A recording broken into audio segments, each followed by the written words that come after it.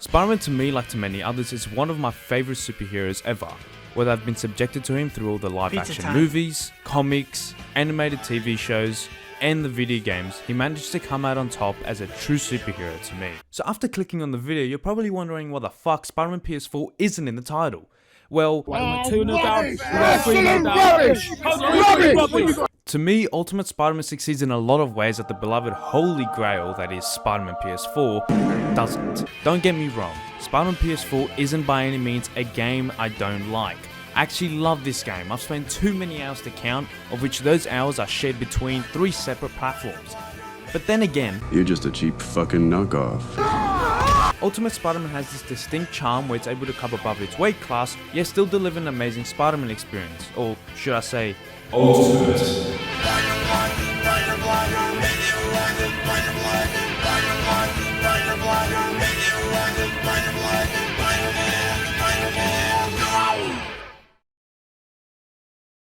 Ultimate Spider-Man is your run-of-the-mill 2005 open-world superhero game that is based on a comic. It just turns out that this comic isn't just any comic, but the legendary Ultimate Spider-Man series. The general gameplay can be described as a semi-power fantasy game that lets you pretty much terrorize civilians all over New York City in free roam. Simultaneously, you sort of blast through the Ultimate Spider-Man comic with the game's own interpretation of the storyline. Well, yeah. If you're somehow unfamiliar with the story of Ultimate Spider-Man, you basically follow a 15-year-old Peter Parker through his adventures in a remastered, modernized version of the original Spider-Man series, where he encounters all the fan-favorite villains like Electro and Goblin, but sort of cooler. The series lasted until 2011, which if you've been following, the game was released 6 years before this. So the game covers around half the storyline of the comic series, and it does all this in a small 5-hour playtime, but proudly I can say, it's probably the 5 best hours you will spend on a Spider-Man game, let's be honest. The game is able to do more with less, and that's all thanks to how challenging the game can be. From its core, the game is said to be challenging almost in an arcadey way. With fluid but limited mechanics, you're restricted to a very basic set of moves. You can run, jump, climb, anything that you've seen Spider-Man do, but that is about it. You can't do fancy flips mid-fall, you can't use fancy gadgets to explode suspicious white goo, and you certainly can't do this. You're gonna have a bad day. However, this game doesn't need all that. Instead, it has moments like this. My face?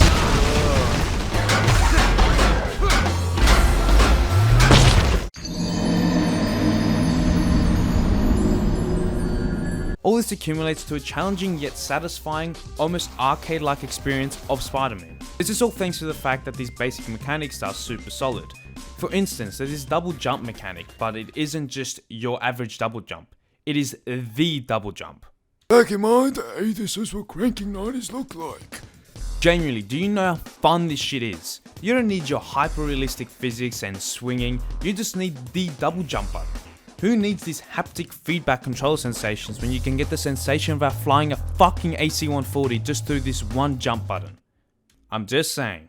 In addition to the double jump, we have moves to advance your swinging. This comes in the form of the boost swing, which adds a little bit of momentum to the swing you're on, and a climbing swing, which is, self-explanatory, you just climb the swing.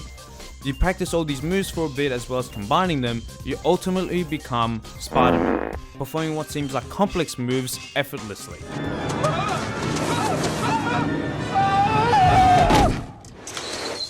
Now you may say that's what Spider-Man PS4 does as well, and in that regard, You're goddamn right. but this video isn't about why Spider-Man PS4 ain't shit, it's about Ultimate Spider-Man being the best at its job, and that's to deliver the ultimate Spider-Man experience. So let's continue on. Now, combat is an integral part of a Spider-Man game, and for the sake of the video's consistency, I'll only be comparing Spider-Man PS4 and Ultimate Spider-Man, as those two are only the real contenders for GOAT status. Ultimate Spider-Man combat isn't that complex, and in the sense that you don't really press like every button on the controller to finish an enemy off. Instead, you have 2 sets of attack moves which can be mixed to combo flow your enemy in countless ways. There are the punch, kick, and grab buttons.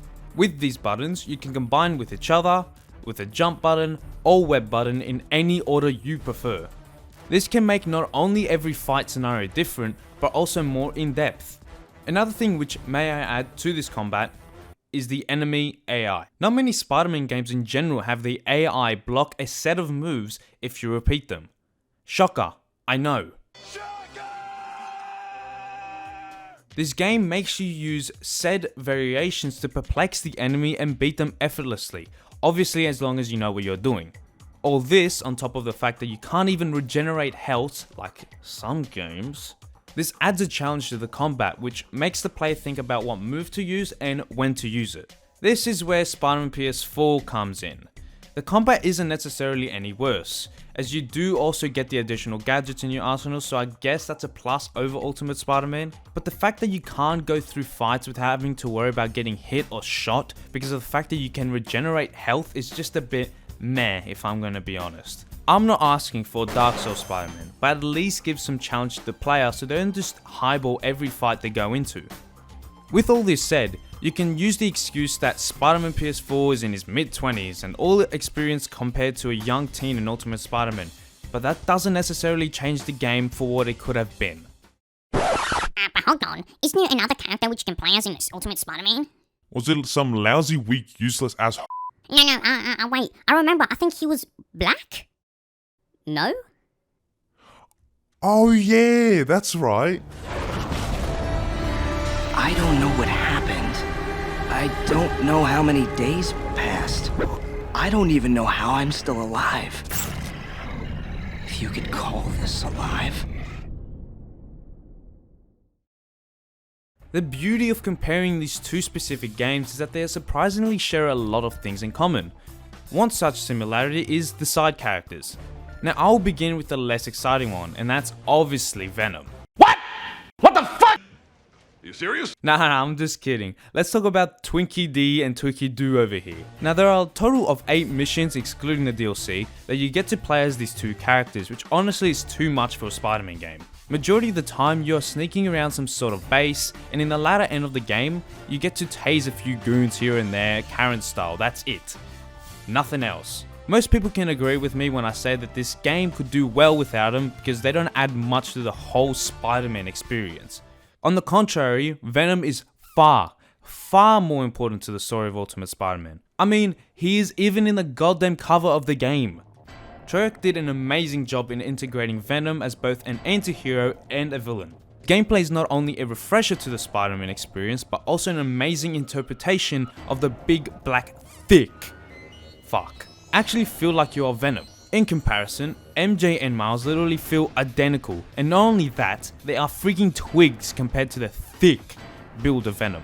Not one of the two are any stronger, faster, or arguably any smarter than Spider-Man, which would be fine if it weren't for the fact that they don't even feel like they belong in the game. As I said earlier, Venom felt truly unique, but these two knobs have literally nothing to distinguish them or make them feel interesting. So boring in fact, that I'm just gonna stop talking about them in case I'm boring you. Let's talk about the big black elephant in the room himself. Venom is truly built different. He's a proper tank, as he should be, just like in the actual comics he's based off, and to I guess a younger audience, the Tom Hardy Venom. Jump. Pussy. But much like Tom Hardy's Venom, he's one of the most agile beings in the game. I would like to make the argument that he's somehow more agile than Spider-Man himself, but I think that double jump probably edges Peter to the W. Oh hell no!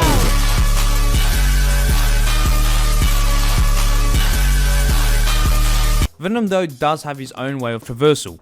This is in the form of super lunges, or whatever the game would like to call them. They cover large distances while also having the ability to move to wherever the player wants whilst in the air.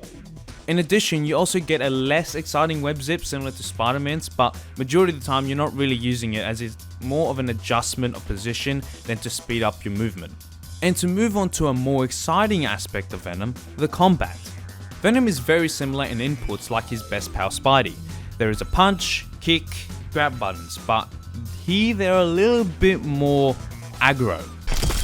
This is where I think Treyarch got Venom to the nail.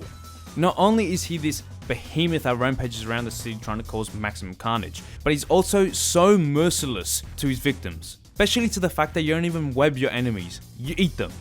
Literally. And it isn't just for fun either, you gain health. This is how you implement a regeneration mechanic in Insomniac. It's not like you are constantly moving around and hitting people while you're regenerating, you're sitting still, sucking on their soul while their bodies can only watch from the side in horror. This point alone of Venom being a side character, or what I personally believe is a second main character, is what makes Ultimate Spider-Man a more worthwhile and fulfilling Spider-Man experience. But I'm not quite done yet.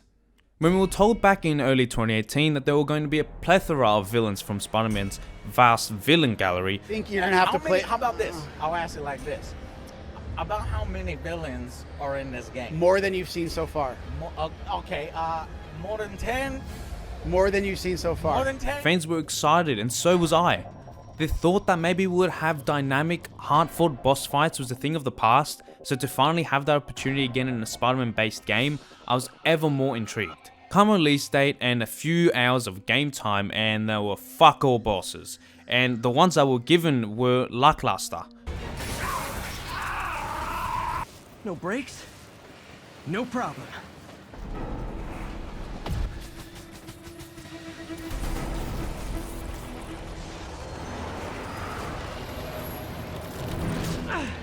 That totally worked last time.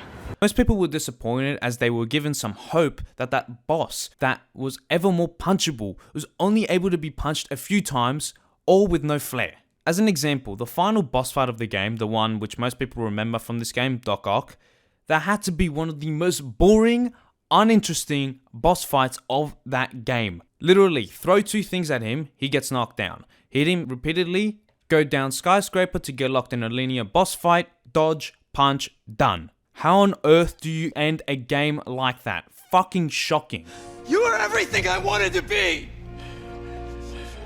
You just threw it away!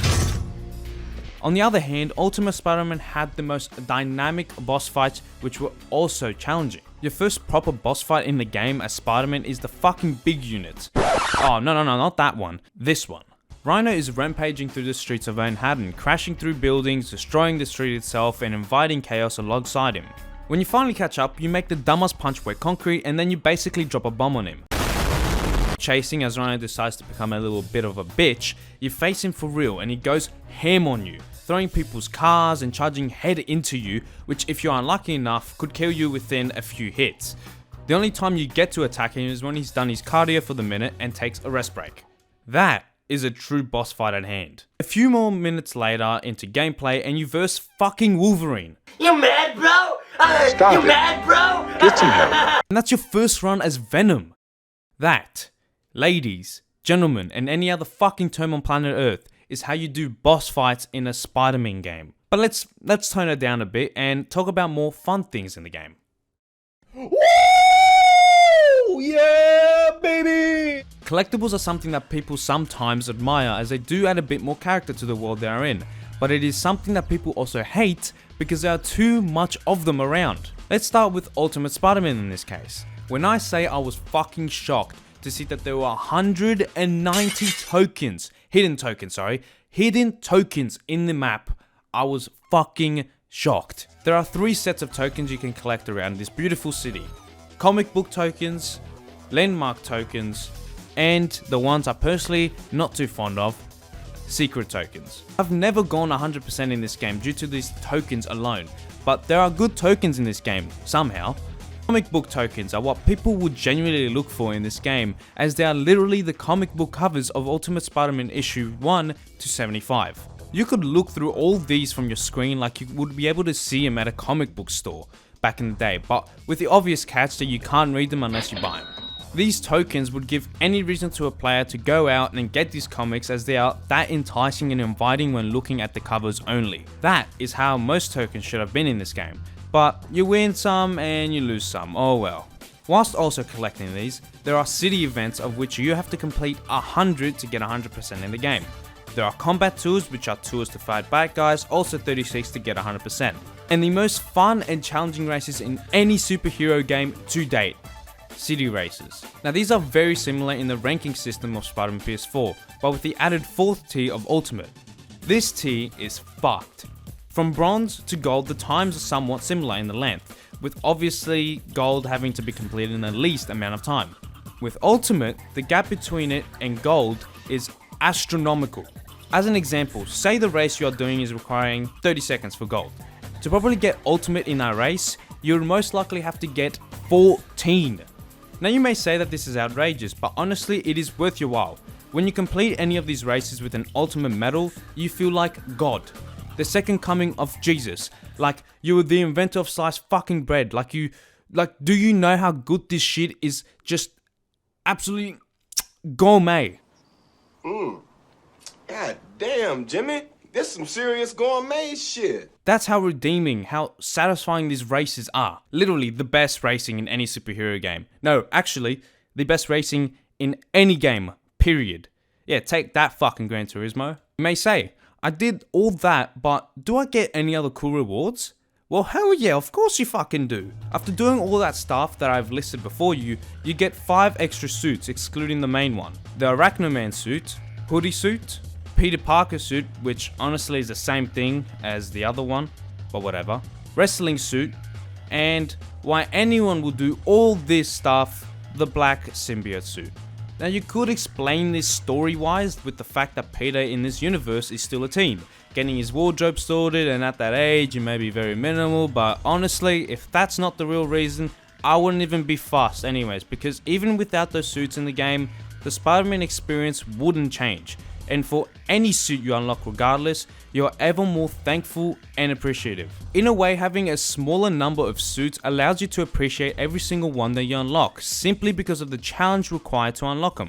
Not to take away from the countless suits that you unlock in Spider-Man PS4, but they aren't really rewarding. Sure, you can have 50 playthroughs of the game to use all of them individually, but it isn't as right, or may I say more rewarding than playing with just the main suit that you are given from the get-go. Honestly, the collectibles in Spider-Man PS4 aren't really anything to brag about because they are literally handed to you from the point that you start, and even the landmarks are as shit as on Ultimate Spider-Man. Like, they're really innovated. Shut your fucking mouth! Shut the fuck up, you cunt! The open world and extras that Spider-Man PS4 provides aren't justified enough to explore and give time to, which is why I personally prefer Ultimate Spider-Man. But you never know what we might see with the next title in the series. Hopefully less of these though. Overall, Spider-Man PS4 is a great game, and I still commend it to this day for reviving a beloved character which people thought was dead for good. But to give it GOAT status over any other Spider-Man game, especially Ultimate Spider-Man, is outlandish. For anyone, and I mean anyone who hasn't played Ultimate Spider-Man at all, do yourself a favor and grab yourself a PS2 or at least an Xbox and buy this game, no matter the price. Or hypothetically, if you are really desperate and want it on PC, you know you could just get the other game any other way, and not that I condone it or support such actions, you do you. But nonetheless, play this game for yourself and come back to me when you have fallen in love with it. This game is a gem that although many have forgotten, I haven't. I hope that one day the game can be awarded the respect that it deserves, despite the few nitpicks which people could have on it, like the quirky camera control and short playtime. For Spider-Man PS4, there is still undoubtedly high potential for the series, and I think that with the announcement of Spider-Man 2 on PS5, we seriously got a new challenger on the rise. But till then, I absolutely, positively, for real on God, believe that there is no other for the GOAT status besides the Ultimate Spider-Man game. By the way, if you're still not convinced, did I mention that you can eat children as Venom in this game?